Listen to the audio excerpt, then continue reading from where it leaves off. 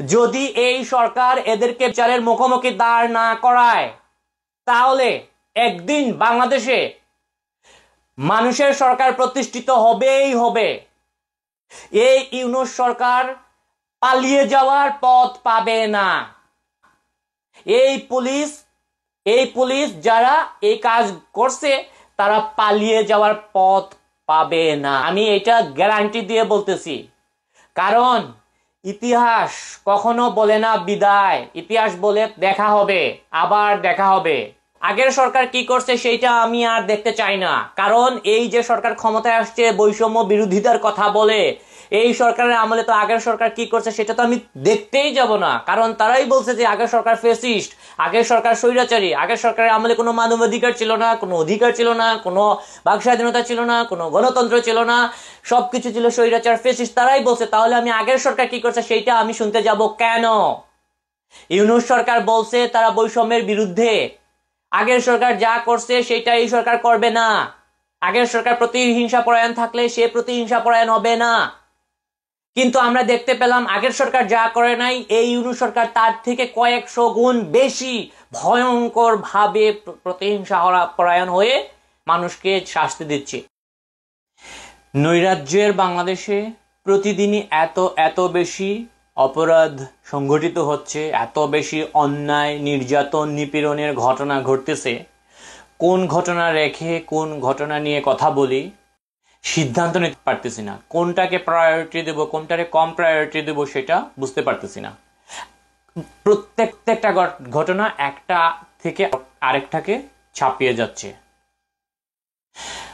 প্রতিদিনই কোথাও না কোথাও মানবাধিকার লঙ্ঘনের ঘটনা ঘটতেছে, অপরাধ সংঘটিত হইতেছে, নির্যাতন করা হচ্ছে, নিপীড়ন করা হচ্ছে। এবং সর্বশেষ যেটা দেখলাম যে শামসুদ্দিন চৌধুরী মানিক, সাবেক বিচারপতি, তাকে আজকে আদালতে তোলার সময় তার প্রতি যেভাবে নির্যাতন করা হইল, যেভাবে নিপীড়ন করা হয়েছে, তার উপর যেভাবে প্রহার করা হয়েছে, কিল, ঘুষি, চড়, থাপ্পড়, ডিম নিক্ষেপ, জুতা নিক্ষেপ, কোনো কিছু তারা বাদ রাখে নাই। পুলিশের উপস্থিতিতে, পুলিশের ব্যারিকেডে, পুলিশি নিরাপত্তায় একজন বয়োজ্যেষ্ঠ ৭৪ বছর বয়সী মানুষ, একজন সিনিয়র সিটিজেন, একজন মুক্তিযোদ্ধা, একজন সাবেক বিচারপতিকে যেভাবে অসম্মান করা হয়েছে, যেভাবে নির্যাতন করা হয়েছে, বাংলাদেশ রাষ্ট্রের জন্য অত্যন্ত লজ্জার, অত্যন্ত ঘৃণার, অত্যন্ত অপমানজনক। এটা কোনোভাবেই মেনে নেওয়ার নয়। কি কারণে তার প্রতি এত জনরোষ? কেন তাকে মারা হলো? আমি যেটা সাধারণ দৃষ্টিতে মনে করি, তিনি একজন মুক্তিযোদ্ধা। তার অপরাধ, তিনি একজন মুক্তিযোদ্ধা। এবং একজন মুক্তিযোদ্ধার প্রতি খুব কাদের? স্বাধীনতা বিরোধীদের, রাজাকারদের। তিনি যাদেরকে টার্গেট করেন রাজাকার, তাদের, রাজাকারদের, দোসরদের, যাদের রক্তে, স্বাধীনতা বিরোধীদের রক্ত যাদের শরীরে বহমান, যাদের চিন্তা চেতনা মনোমস্তিষ্কে স্বাধীনতা বিরোধীদের আদর্শ, তারাই শামসুদ্দিন চৌধুরী মানিকের গায়ে হাত তুলেছে। যাদেরকে আমি দেখলাম, যে সমস্ত পিছাস, যে সমস্ত পশুদের দেখলাম একজন সিনিয়র সিটিজেনের গায়ে হাত তুলতেছে, প্রহার করতেছে, তারা সবগুলা আইনজীবী। চিন্তা করতেছেন, আইনজীবী পৃথিবীর কোন ইতিহাসে যাদের কাজই হচ্ছে আইনকে রক্ষা করা, আইনকে মোকাবেলা করা, তারাই হচ্ছে আইন লঙ্ঘনের কারিগর। আমি এই জিনিসটা আমি চিন্তাই করতে পারি, আইনজীবীরা কিভাবে ভাই গায়ে হাত তুলে? নিরাপত্তায় তাকে যখন এজলাসে নিয়ে যাওয়া হয়, কোর্টে যখন তোলা হয়, তখন শত শত পুলিশ তার চারপাশে, তারপরে কিভাবে তার গায়ে হাত তুলতে পারে? নিশ্চয়ই পুলিশের গাফলা ছিল, নিশ্চয়ই পুলিশের যোগসাজশ ছিল, নিশ্চয়ই পুলিশ চাইছে যাতে তার উপর যাতে তাকে আক্রান্ত করা হয়, তাকে যাতে অত্যাচার করা হয়। নিশ্চয়ই উপরের লেভেল থেকে পুলিশদেরকে বলে দেয়া হয়েছে যে মানুষ যদি নির্যাতন করতে চায়, তাকে মারতে চায়, তোমরা তাদেরকে একটা সুযোগ দিও। কারণ এতগুলা পুলিশ থাকা অবস্থায় কিভাবে একটা মানুষের গায়ে হাত তোলা যায়? একজন মুক্তিযোদ্ধার গায়ে কিভাবে হাত তোলা যায়? একজন সাবেক বিচারপতি, সাংবিধানিক পদ, তার গায়ে কিভাবে হাত তোলা যায়?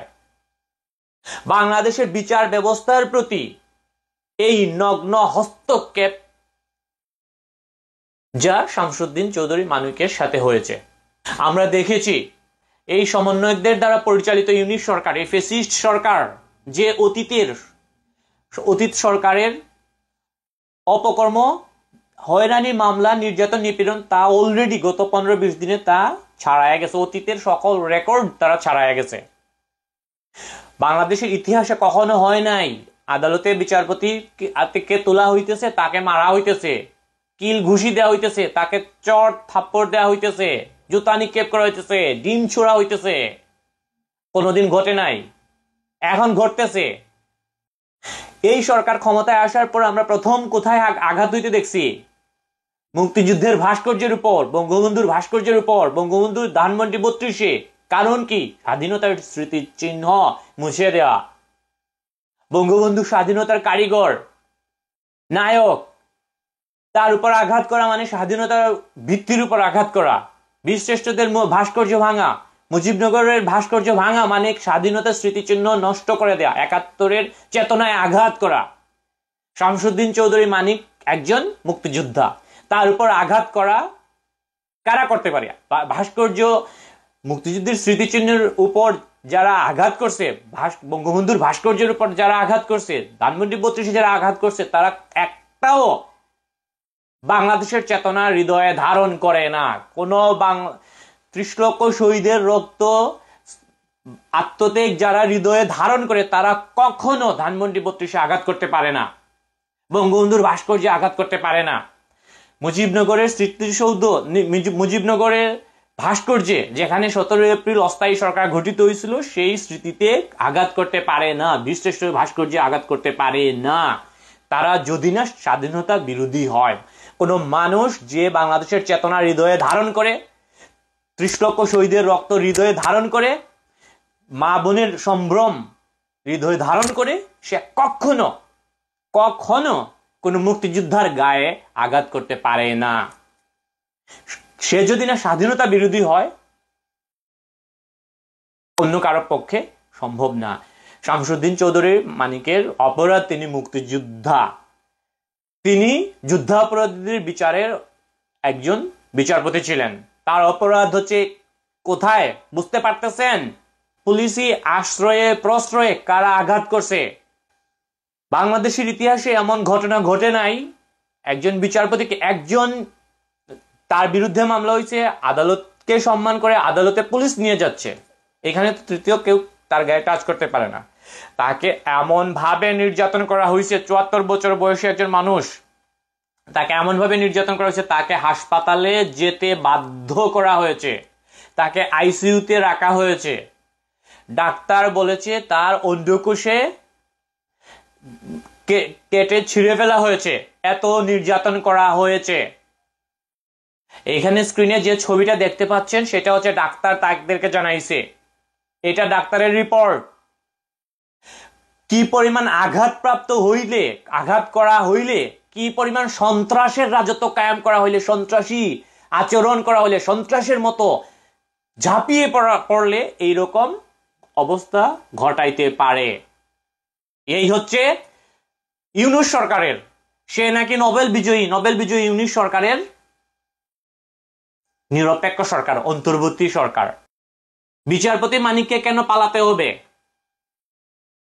কেন পালাতে হবে?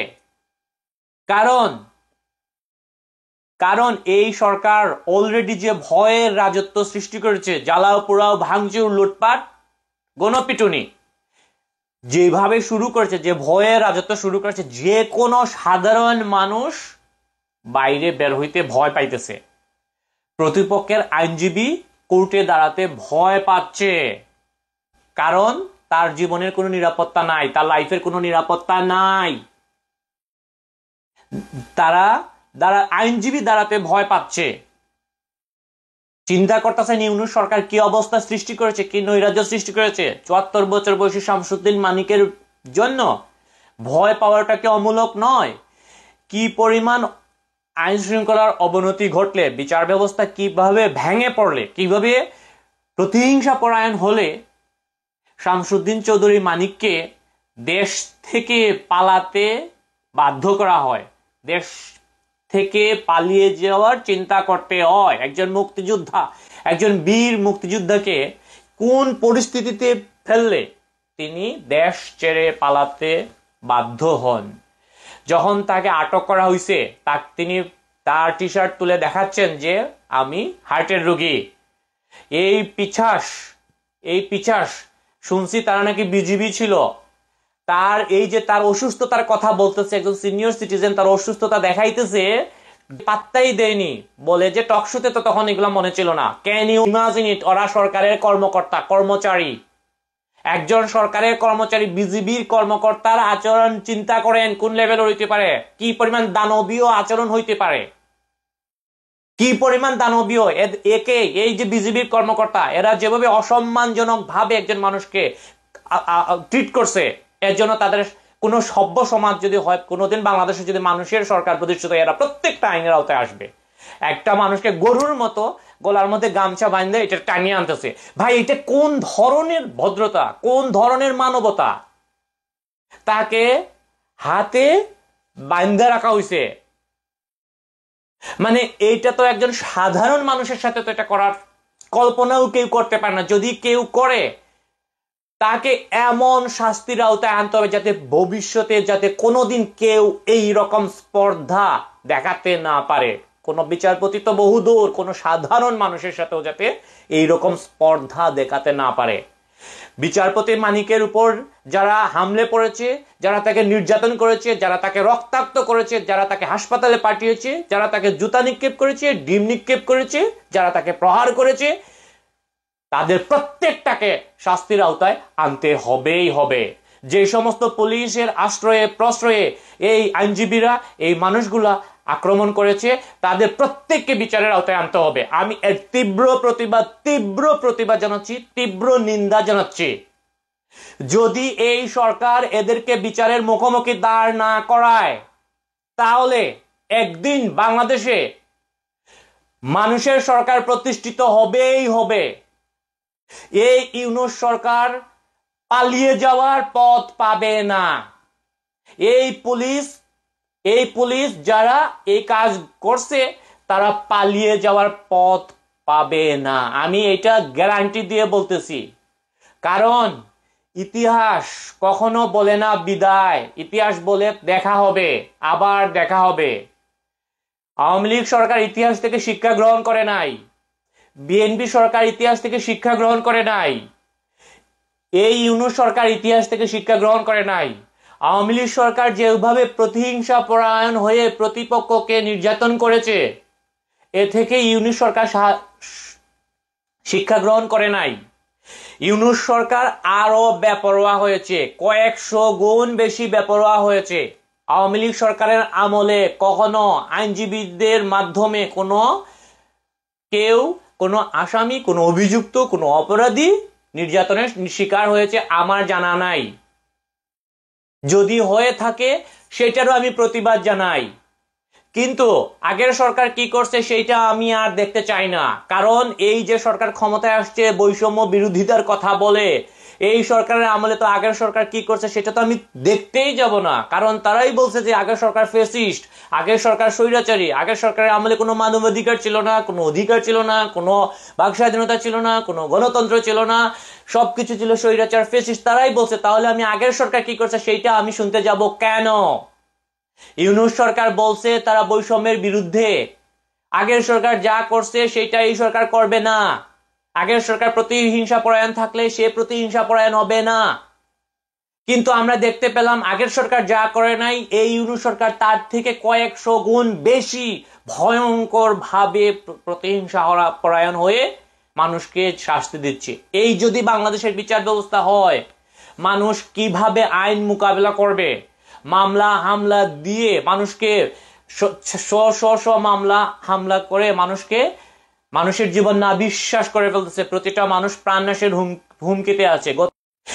অর্থাৎ ক্রসফায়ারের তারা নতুন সংস্করণ বের করেছে। আমরা অলরেডি দেখছি আনিসুর রহমান সালমান এফ রহমান তাদেরকে গ্রেফতার করছে, আরেক জায়গাতে নিয়ে তুলছে বোর্ডে, তো বলতেছে গাবতলি নাকি সদরঘাট দিয়ে ওরা বিদেশে না কই পালিয়ে যেতে চাইছিল। Can you believe it? মানে কিভাবে তারা স্ক্রিপ্টেড নাটক সাজাইতেছে। তারা কি করছে না করছে সেটা আমি এখন দেখতে যাব না। আমার বলার বিষয় হচ্ছে শামসুদ্দিন চৌধুরী মানিক একজন বীর মুক্তিযোদ্ধার প্রতি যেভাবে অসম্মান করা হয়েছে, যেভাবে নির্যাতন করা হয়েছে, যেভাবে অমানবিক আচরণ করা হয়েছে, সেটার আমি তীব্র নিন্দা জানাই, তীব্র প্রতিবাদ জানাই, এবং অবিলম্বে এই রাষ্ট্রের উচিত একজন বিচারপতি, সাবেক বিচারপতি, তিনি যেমনই হোক, তার আচরণ যেমনই হোক, তার প্রতি ক্ষমা চাওয়া। শেষ কথা, শেষে যে কথাটা বলতে চাই সেটা হচ্ছে, যারা শামসুদ্দিন চৌধুরী মানিককে ছাত্র আন্দোলনের মতো একটা ক্রিটিক্যাল সময়ে, ক্রুশাল মোমেন্টে টকশুতে আলোচনার নাম করে আনছে, তাদের উদ্দেশ্য ছিল দুরভিসন্ধি। তাদের উদ্দেশ্য যতটা ছিল টকশোর মাধ্যমে আলোচনা করা, তার চেয়ে বেশি উদ্দেশ্য ছিল তারা তাদের ভিউ ব্যবসা করা, টিআরপি বৃদ্ধি করা।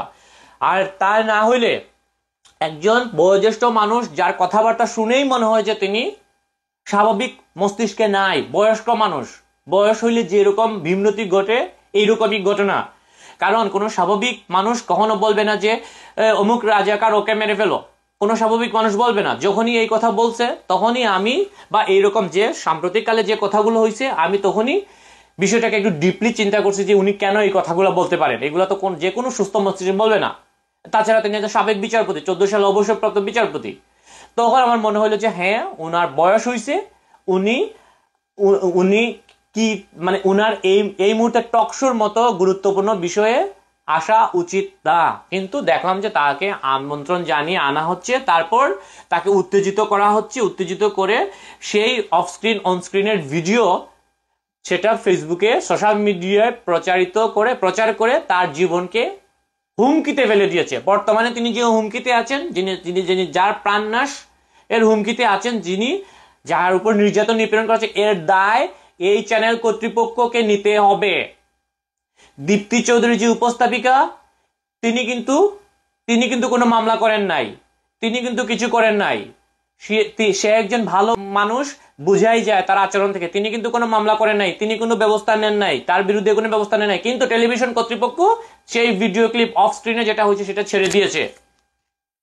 সে ছেড়ে দিয়ে এই শামসুদ্দিন চৌধুরী মানিকের জীবনকে বিপদগ্রস্ত করেছে। শামসুদ্দিন চৌধুরী মানিকের বিরুদ্ধে যে অভিযোগ, তিনি জিয়াউর রহমানকে নাকি অনুপ্রবেশকারী বলছেন। একজন মানুষ বলতেই পারে, আপনি তার বিরুদ্ধে মামলা করছেন, কোর্টে দেখা হবে, কোর্টে আপনি তথ্য প্রমাণ জোগাড় করবেন, তার যে বিচার হয় সেটা বিচার হবে। যদি কারো সমালোচনা, কাউকে অনুপ্রবেশকারী বলা যদি অপরাধ হয়ে থাকে, বাংলাদেশের আইনে সেটার বিচার হবে। আমি কখনো মনে করি না কারো সমালোচনা করো অপরাধ। আমার একজনকে মনে হইতে পারে অমুক রাজাকার, এইটা আমি বলতেই পারি। আমার কাছে যদি যথেষ্ট তথ্য প্রমাণ থাকে আমি বলতেই পারি। শামসুদ্দিন চৌধুরী মানিক, উনি বয়স্ক মানুষ, 74 বছর বয়সী মানুষ, উনাকে দেখলেই দেখা যাইতেছে উনি পড়ে যাচ্ছে। এই মানুষটার সামনে এই অমানবিক নির্যাতন নিপীড়নের তীব্র প্রতিবাদ জানাচ্ছি।